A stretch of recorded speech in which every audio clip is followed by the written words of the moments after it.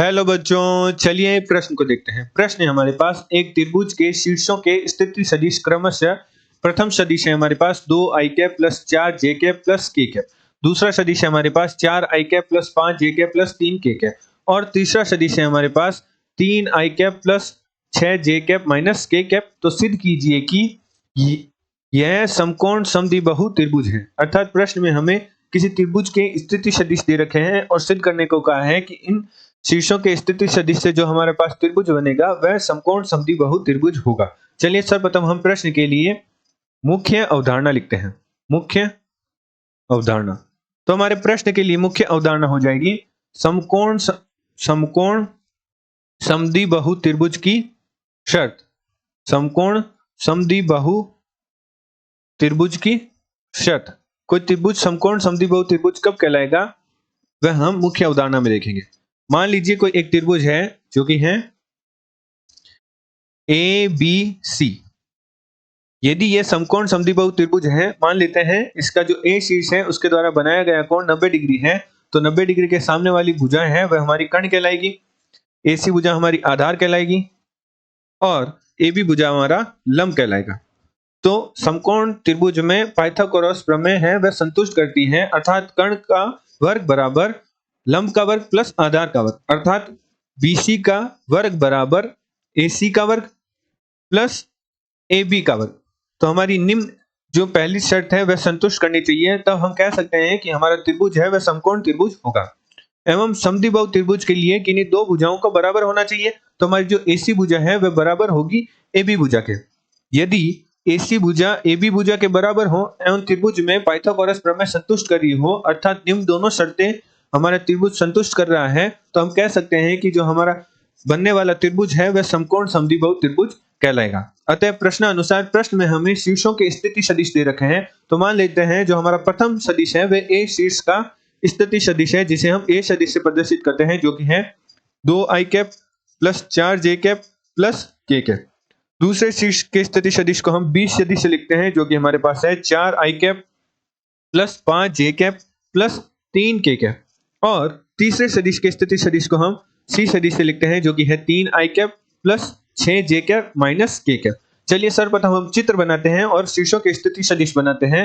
तो हमारे पास चित्र कुछ इस प्रकार बनेगा, यह हमारा एक्स अक्ष हो गया, यह हमारा वाई अक्ष हो गया, यह हमारा मूल बिंदु हो गया और यह हमारा है त्रिभुज ए बी सी। और हमें त्रिभुज के शीर्षों के स्थिति सदिश दे रखे हैं, ए सदिश, बी सदिश और सी सदिश। तो सर्वप्रथम हम त्रिभुज ओ ए बी में सदिश योग का त्रिभुज नियम लगाते हैं और सर्वप्रथम हम ए बी सदिश का मान ज्ञात करते हैं। तो त्रिभुज योग के सदिश नियम अनुसार त्रिभुज के किन्हीं दो क्रमगत भुजाओं का सदिश योग तीसरी भुजा के विपरीत दिशा के बराबर होता है, अर्थात ओ ए सदिश प्लस जो ए बी सदिश है वह बराबर होगा त्रिभुज की तीसरी भुजा ओ ए बी में होगी, ओ बी की विपरीत दिशा होगी इन दोनों सदिशों के ओ से बी की ओर, तो इसके बराबर होता है, जहां से हमारे पास ए बी सदिश का मान प्राप्त होगा ओ बी सदिश माइनस ओ ए सदिश, अर्थात जो हमारा ओ बी सदिश है उसका मान है बी सदिश और ओ ए सदिश का मान है ए सदिश, अर्थात ए शीर्ष का स्थिति सदिश है ए सदिश है उसे ओ ए सदिश से लिखा जा सकता है। तो हम अब ए बी सदिश का मान ज्ञात करते हैं। तो हम बी सदिश का मान रखते हैं, हमारे प्रश्न में बी सदिश का मान दे रखा है, अर्थात बी शीर्ष के स्थिति सदिश का मान दे रखा है, जो कि हमारे पास है 4 आई कैप प्लस 5 जे कैप प्लस 3 के कैप माइनस ए शीर्ष के स्थिति सदिश दे रखा है, अर्थात ए सदिश का मान दे रखा है 2 आई कैप प्लस 4 जे कैप प्लस के कैप। हल करने पर हमारे पास ए बी सदिश का मान प्राप्त होगा, दोनों सदिशों को घटाने पर हमारे पास मान प्राप्त होगा 4 आई में से 2 आई गया तो 2 आई बचा, 5 जे में से 4 जे गया तो 1 जे बचा, 3 के कैप में से 1 के कैप गया तो 2 के कैप बचा। तो हमारे पास ए बी सदिश का मान प्राप्त हो गया। इसी प्रकार हम ओ ए सी में त्रिभुज योग का नियम लगाकर त्रिभुज योग का जो हमारा सदिश योग का त्रिभुज नियम लगाकर हम एसी सदिश का मान निकालते हैं, तो हमारे पास एसी सदिश का मान प्राप्त होगा सी सदिश माइनस ए सदिश। तो हमारे पास सी सदिश का मान दे रखा है, जो कि है 3 आई कैप प्लस 6 जे कैप माइनस के कैप माइनस ए सदिश का मान हमारे पास दे रखा है 2 आई कैप प्लस 4 जे कैप प्लस के कैप। हल करने पर हमारे पास एसी सदिश का मान प्राप्त होगा, जो कि होगा आई कैप प्लस 2 जे कैप माइनस 2 के कैप। अब हम त्रिभुज OBC में सदिशों का त्रिभुज नियम लगाकर BC सदिश का मान निकालते हैं, जो कि बराबर होगा C सदिश माइनस B सदिश। तो हमारे पास मान प्राप्त होगा। C सदिश का मान हमें प्रश्न में दे रखा है 3i cap plus 6j cap minus k cap, और माइनस B सदिश का मान हमारे पास है 4i cap plus 5j cap plus 3k cap. तो हमारे पास BC सदिश का मान प्राप्त हुआ, जो कि हमारे पास मान प्राप्त हुआ minus i cap plus j cap minus 4k cap. चूंकि हमें त्रिभुज में देखना है कि हमारा त्रिभुज समकोण त्रिभुज है या नहीं, तो हमें सर्वप्रथम भुजाओं की लंबाई पता होनी चाहिए, जो कि बराबर होगी AB सदिश के परिमाण ज्ञात करने पर हमारे पास त्रिभुज की AB भुजा की लंबाई प्राप्त हो जाएगी। BC भुजा की लंबाई हमारे पास BC सदिश का परिमाण ज्ञात करने पर प्राप्त हो जाएगी, और AC भुजा की लंबाई हमारे पास AC सदिश का परिमाण ज्ञात करने पर प्राप्त हो जाएगी। तो चलिए सर्वप्रथम हम अब AB सदिश का परिमाण ज्ञात करते हैं।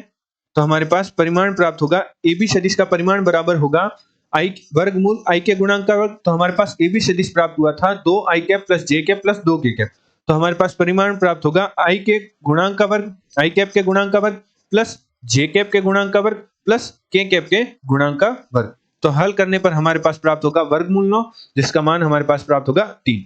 अब हम BC सदिश का परिमाण ज्ञात करते हैं, जिससे हमारे पास त्रिभुज की BC भुजा की लंबाई प्राप्त हो जाएगी, जो कि हमारे पास होगा I के गुणांक का वर्ग प्लस j के गुणांक का वर्ग प्लस k के गुणांक के वर्ग का वर्गमूल। तो हमारे पास हल करने पर प्राप्त होगा वर्गमूल 18। अब हम AC भुजा की लंबाई ज्ञात करते हैं, जिसके लिए हमें AC सदिश का परिमाण निकालना होगा। तो हमारे पास AC सदिश प्राप्त हुआ था I cap plus 2j cap minus 2k cap. तो हल करते हैं, वर्गमूल 1 का वर्ग प्लस 2 का वर्ग प्लस माइनस 2 का वर्ग। तो हल करने पर हमारे पास प्राप्त होगा वर्गमूल 9 बराबर 3।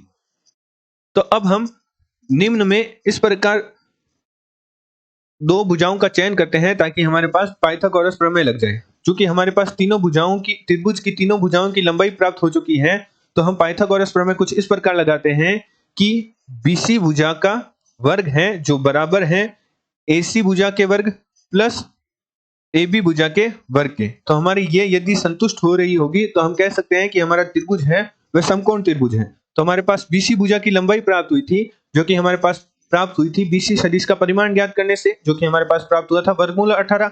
तो वर्गमूल 18 का वर्ग बराबर AC भुजा की हमारे पास लंबाई प्राप्त हुई थी 3 का वर्ग, और AB भुजा की हमारे पास लंबाई प्राप्त हुई थी 3 का वर्ग। तो 18 वर्गमूल 18 का वर्ग है जो हमारे पास प्राप्त होगा 18, 3 का वर्ग हमारे पास प्राप्त होगा 9, और 3 का वर्ग हमारे पास प्राप्त होगा 9। तो हमारे पास प्राप्त हुआ 18 बराबर 18। अतः जो हमारा त्रिभुज है वह समकोण त्रिभुज है, एवं त्रिभुज की दो भुजाएं AC भुजा की लंबाई बराबर है AB भुजा के 3 बराबर 3 है। अतः हम कह सकते हैं मुख्य अवधारणा की सहायता से कि जो हमारा त्रिभुज ABC है वह समकोण समद्विबाहु त्रिभुज है, क्योंकि हमारी मुख्य अवधारणा में लिखी गई शर्तों को हमारा जो त्रिभुज है वह संतुष्ट कर रहा है। तो जो हमारा त्रिभुज ABC है वह समकोण समद्विबाहु त्रिभुज है, यह हमने सिद्ध कर दिया है। आशा करते हैं आपको प्रश्न का समझ आया होगा। धन्यवाद।